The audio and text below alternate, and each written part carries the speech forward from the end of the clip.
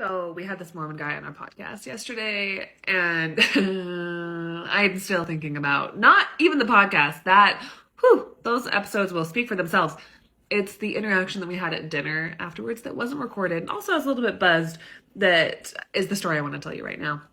So Rod Meldrum, Book of Mormon Evidence Conference. I've made videos about him before. So he runs this thing called the Firm Foundation, and they try to prove the Book of Mormon is true. I, of course, do not believe in the Book of Mormon anymore. And so we're having this discussion at dinner. And again, I'm a little bit buzzed, so I'm able to say exactly what I feel like saying.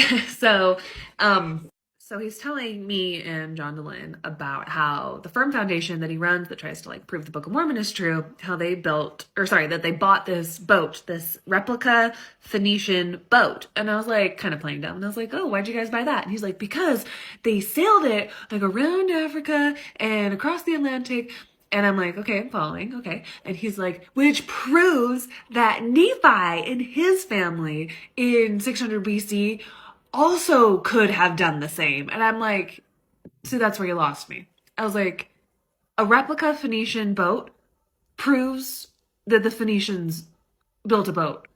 It doesn't prove that a group of unnamed Jews who left Jerusalem in 600 BC for which there is no evidence, who set sail off of the tip of the Arabian Peninsula in a section that has none of the same trees as the Phoenicians, none of the same tools, none of the same shipbuilding industry or harbors or any of the same things or people or anything the same.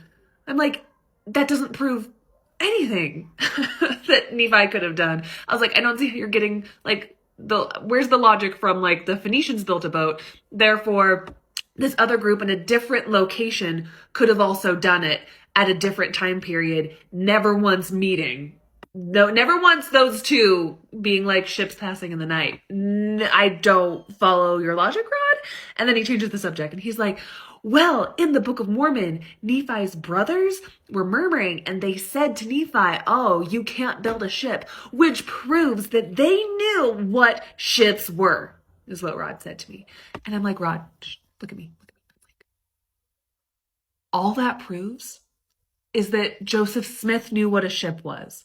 John's like laughing. And I'm like, all that proves is that Joseph Smith knew what a ship was.